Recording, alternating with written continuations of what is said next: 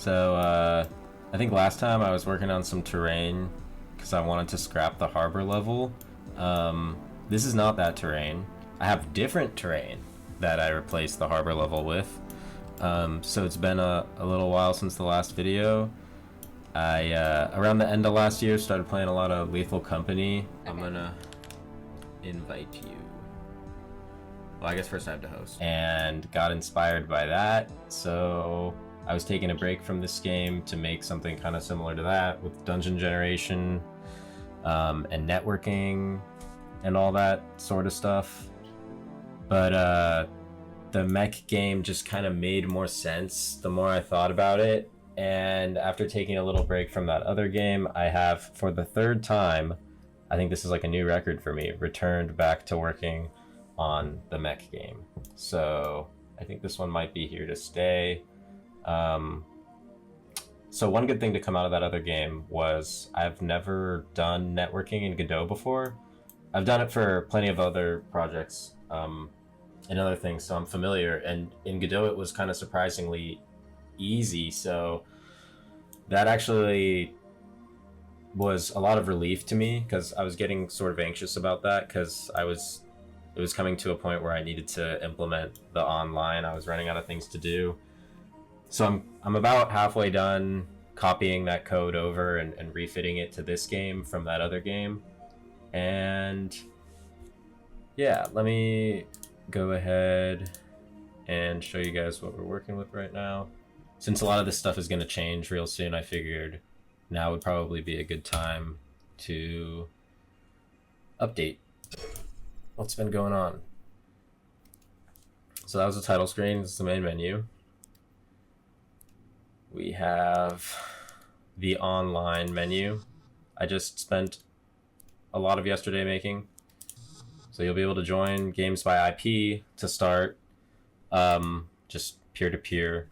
Eventually, I'll probably pay for a matchmaking server, and you know, if this is kind of a successful thing, do like ranked and stuff like that. But for now, we've got direct peer-to-peer IP address.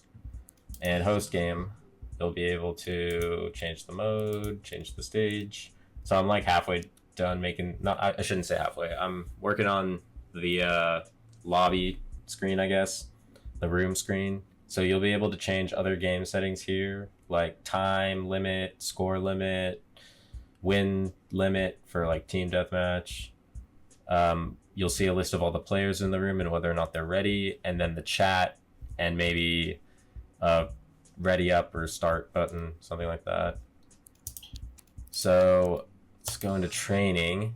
Here we have the valley stage that I replaced the harbor with ultimately, but I'm scrapping this, and there's a good reason for it. But first we'll check out the test stage I threw together in like 30 minutes. So this was all CSGs, and it's kind of the first time I've ever really used CSGs to a little bit of their potential, using them to like cut into one another to make these ramps and stuff like that, which was partially my inspiration for pursuing that other Lethal Company game, because I was using that CSG cutting technology in order to dynamically link rooms together. And that kind of gave birth to my dungeon generator. That gave me the confidence to say, you know what, I could probably program dungeon generator. So I went ahead with that. Had to scratch that itch. So another thing that's changed since last time in here is the parts. I've programmed the infrastructure to change the parts on your robot. You can see the arms actually are not the same as last time. These are like wiry arms. I don't know. I'm not in love with them, but they're another arm. And then the handheld items, I guess I'm calling them too. That's a horrible name. The weapons that go on your forearms, the drill and the gun. There's one for each arm. There's one for each arm. So you can go double gun, you can go double drill, and that will go for every weapon that can be attached on the arms. So you can use them both at the same time, whatever. This poke attack that you see with the melee weapon, that will become a different attack with different conditions once you confirm it. Some kind of like light combo system potentially.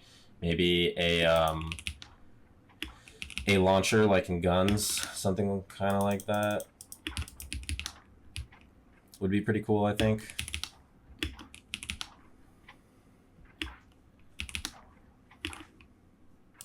So we'll go back to the title screen. Here we have the options menu.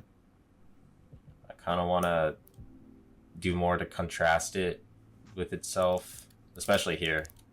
It's all a little bit too bright, but I like it overall. Got a volume mixer. Yeah, so let's head back to the title screen.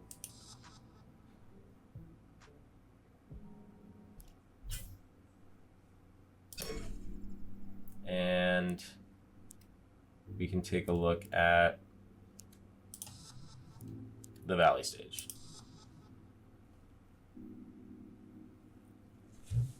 So the reason that I'm getting rid of the stage is because, well, there's a couple reasons. The first, probably most obvious reason is that it takes forever to load. But I think the more important reason is that the file size is like nearly 5 gigs. I'm using a plugin to make the terrain. It chunks the terrain. It's nearly infinite. It's written in C++, so it's pretty performant while it's active. It has levels of detail, so that's kind of what allows part of what allows it to be so performant in addition to running in C++.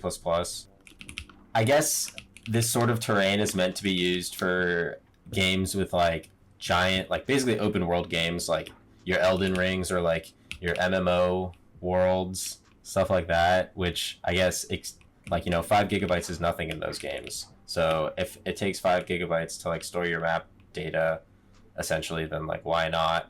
But when that map is just one stage in a third-person shooter, it doesn't slide being 5 gigs. So maybe I'm doing something wrong, but I'll keep this stage as a backup. But ultimately, I think I need to scrap it for the stage that I just made in Blender.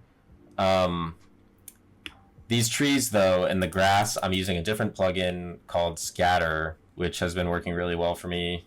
No real performance issues with it. Kind of surprisingly so. Like the grass, this is polygonal grass.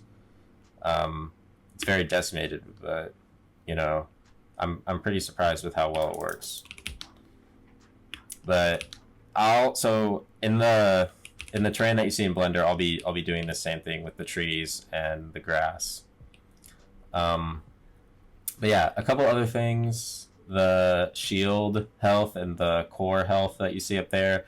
I want to make the health bar maybe like 75% of its current size, something like that. It's a little bit big. It takes up too much space. So I'll keep working on the in-game UI. I'm going to finish up the networking maybe a week to 2 weeks from now. It would be awesome if I could get another devlog out with multiplayer in this game. I think that would be really cool. I'm going to shoot for that. So stay posted for it. Hopefully it'll be a thing. You'll see it. So yeah, until then, be well. Y'all, I'll catch you guys later.